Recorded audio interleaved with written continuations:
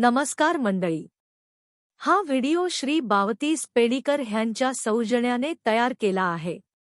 त्यांनी भरपूर मेहनत घेऊन विविध माध्यमातून ही सर्व माहिती गोळा केली आहे. ती माहिती फोनवर एका बोटाने टाईप करून व्हॉट्सॲपवर त्यांच्या ग्रुपवर पाठवित असतात. ती सर्व माहिती एका ठिकाणी गोळा करण्याचा हा प्रामाणिक प्रयत्न आहे. ह्या प्रवासात त्यांना खूप लोकांची मदत, प्रोत्साहन, सहकार्य लाभले आणि लाभत आहे. त्या सर्वांचे मनपूर्वक आभार.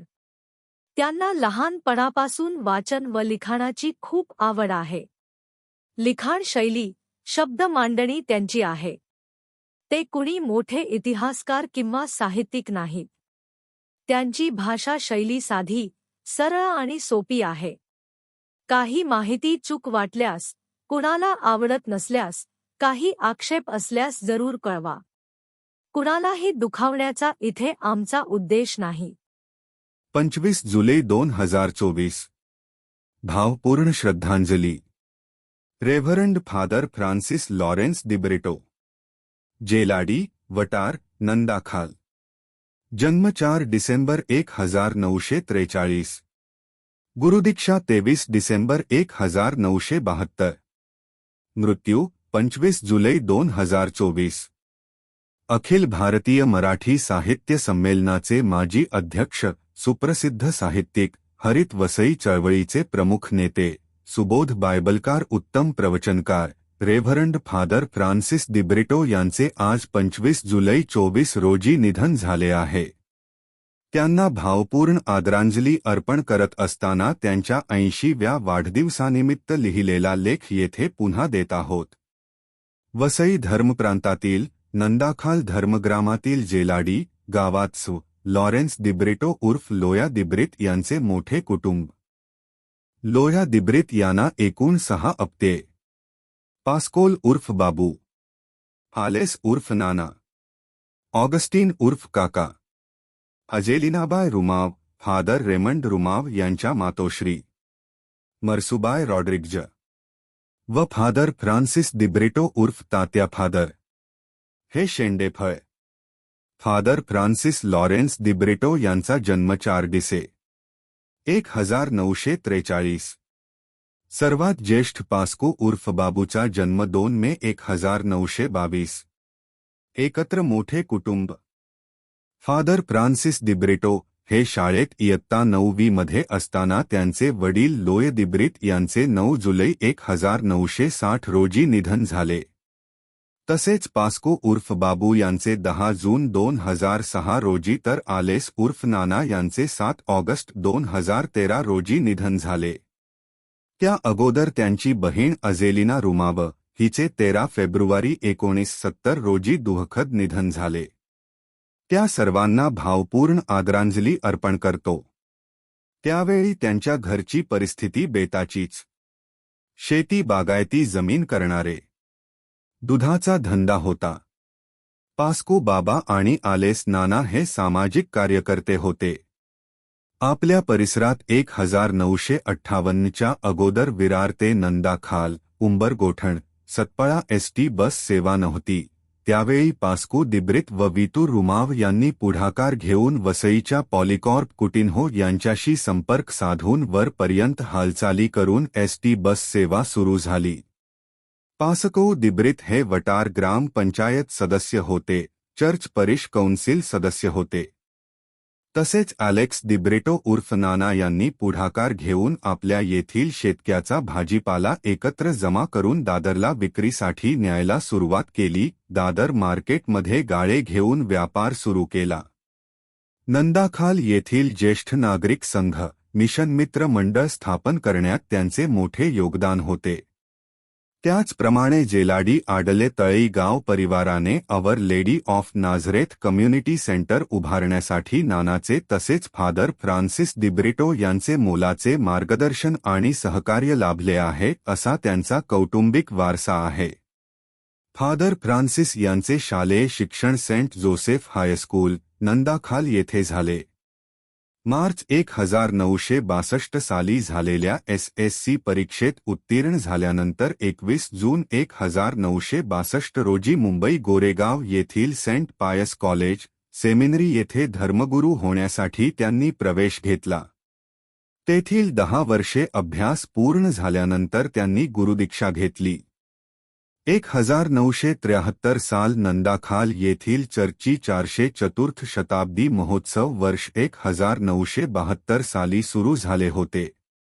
फादर फ्रान्सिस दिब्रिटो आणि फादर डॉमिनिक फर्गोज गास ते सुद्धा नंदाखाल शाळेचे माजी विद्यार्थी व फादर फ्रान्सिस यांचे वर्गमित्र, या दोघांना नंदाखाल चर्च येथे 23 डिसेंबर 1972 रोजी कार्डिनल सायमन पिमेंटा यांच्या हस्ते गुरुदीक्षा दिली गेली. 24 डिसेंबर 72 रोजी त्यांचा पहिला मिसा अर्पण केला. 1973 साली त्यांची पहिली नेमणूक पाली चर्च वसई येथे झाली. तेथे मोन्सिनेयर वाज प्रमुख धर्मगुरू होते. फादर ब्रिटो यांनी मराठी भाषेचा अधिक अभ्यास करण्यासाठी पुणे येथे वास्तव्य करून साहित्य आचार्य ही पदवी प्राप्त केली. त्यानंतर रोम येथील विद्यापीठात 3 वर्षे अभ्यास पूर्ण केला. त्यांचे मराठीवरील प्रभुत्व पाहून कार्डिनल सायमन यांनी त्यांना 1983 साली वसईतून प्रसिद्ध होणाऱ्या सुवार्ता मासिकाचे संपादक नेमले. 1983 ते 2007 पर्यंत 24 वर्षे ते संपादकपदी होते. त्यांच्या काळात त्यांनी उपवासकालीन शिबिरे भरवली, सुवार्ता साहित्य मेळावे, व्याख्याने आयोजित केली. स्वर्गवासी दमेल गुरुजी स्मरणार्थ व्याख्यानमाला आयोजित करण्यात आली होती. त्यावेळी नामांकित साहित्यिक लोकांना पाचारण करण्यात आले होते, त्यामध्ये त्यांचे मोलाचे योगदान होते. 1990च्या दरम्यान वसई विरार भागात दहशतीचे वातावरण होते. शिवाय बिल्डर लॉबीने पश्चिम किनारपट्टीतून पाणी उपसा केल्याने विहिरीतील पाणी क्षारयुक्त झाले. त्याचा परिणाम बागायतीवर व मानवाच्या शरीर प्रकृतीवर होऊ लागला. हरित वसई हरित राहायला हवी यासाठी त्यांनी मार्कुस डाबरे आणि इतर अनेक कार्यकर्ते यांना बरोबर घेऊन हरित वसई बचाव समिती स्थापन केली. 1 ऑक्टोबर 1989 रोजी वसई मामलेदार कचेरीवर भव्य मोर्चा आयोजित केला होता. 18 मे 1991 रोजी टंकर रोको आंदोलन केले असता त्याला वेगळेच वळण लागले. अनेकांना मारहाण झाली, त्याविरुद्ध निषेध व्यक्त केला गेला. 26 जानेवारी 1993 रोजी वसई क्रिकेट ग्राउंडवर भव्य मोर्चा काढण्यात आला होता. ते उत्कृष्ट लेखक आणि साहित्यिक आहेत. त्यांनी अनेक पुस्तके लिहिली आहेत. 1984 साली प्रकाशित झालेले बंध रेशमाचे हे त्यांचे पहिले पुस्तक. ओआसिसच्या शोधात, सुबोध बायबल, तसेच नाही मी एकला हे आत्मचरित्र अशी अनेक पुस्तके प्रकाशित झाली आहेत. काही आठवणी. 2007 साली ते 3 महिने अमेरिकेत होते. 5 ऑक्टोबर 2007 रोजी ते मिशिगन येथील डेट्रॉईट येथे रोजा लुईस रुमाव यांच्याकडे येणार होते. 6 ऑक्टोबर 2007 रोजी तेथील सर्व वसईकरांचे 20-22 फॅमिली गेट टुगेदर आयोजित करण्यात आले होते. तेथील एका चर्चमध्ये मराठीत मिसा अर्पण करावा असे सर्वानुमते ठरले. पण तेथे मराठी बायबल उपलब्ध नव्हते. मी व माझी पत्नी ग्रेसी आम्ही आमचा मुलगा जॉन्सनकडे होतो. त्यांनी मिसा विधी मराठी भाषेत तयार करण्याचे काम माझ्यावर सोपविले. मी संपूर्ण मिसा विधी आणि गाणी सर्व तयार केले आणि माझ्या मुलाने 20-25 कॉपीज काढून सर्वांना मिसाच्या अगोदर दिल्या. तो मिसा फादर फ्रान्सिस दिब्रिटो यांनी अर्पण केला. त्यांनी माझे विशेष कौतुक केले आणि म्हटले, तू चुकीचा मार्ग निवडला. उपस्थित सर्व वसईकर बंधू भगिनी एकदम खुश झाले. त्यानंतर पार्टी झाली.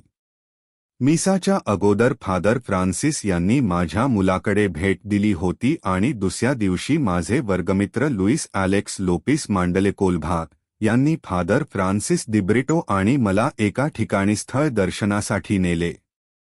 ब्रॉन्नर्स क्रिसमस स्टोअर, फ्रँकनमथ, मिशिगन.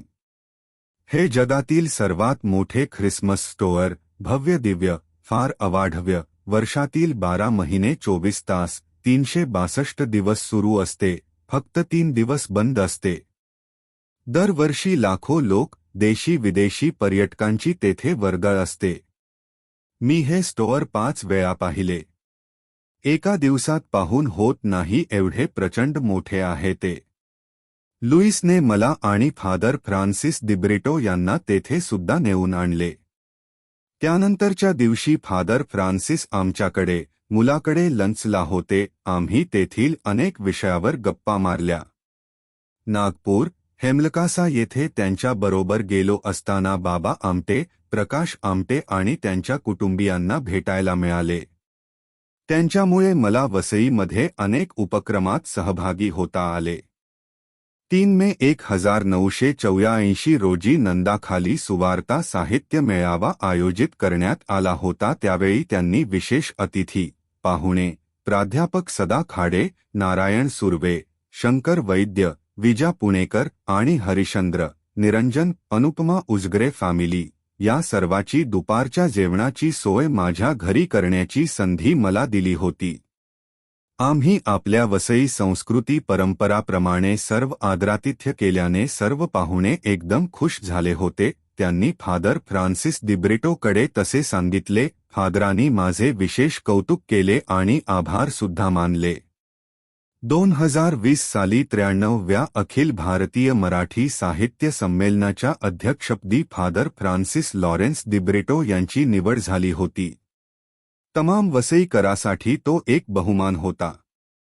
हे संमेलन 10 व 11 जानेवारी 2020 रोजी उस्मानाबाद येथे आयोजित करण्यात आले होते. त्यावेळी फादर एका गंभीर आजाराने, मणक्याच्या, त्रस्त झाले होते. तरीही त्यांनी व्हीलचेअर बसून मुख्य भाषण केले आणि लगेच मुंबईला येऊन होली फॅमिली हॉस्पिटल वांद्रे येथे ॲडमिट झाले. पाठीच्या मणक्याचे ऑपरेशन झाले.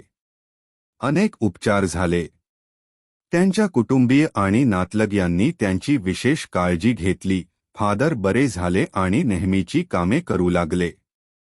खरे पाहता ते एवढे मोठे साहित्यिक, त्यांच्याविषयी लिहिण्याची माझी पात्रता नाही, पण त्यांच्यावरील प्रेमापोटी ही माहिती देण्याचा प्रयत्न केला आहे तो आपण समजून घ्या. बाकी इतर अनेक लोक त्यांच्याविषयी लिहितील त्यामुळे मी थोडक्यात लिहिले आहे. पु ल देशपांडे जसे महाराष्ट्राचे लाडके व्यक्तिमत्व होते तसे फादर दिब्रिटो हे तमाम वसईकरांचे लाडके व्यक्तिमत्व होते, आहेत व सदा सर्वकाळ राहतील.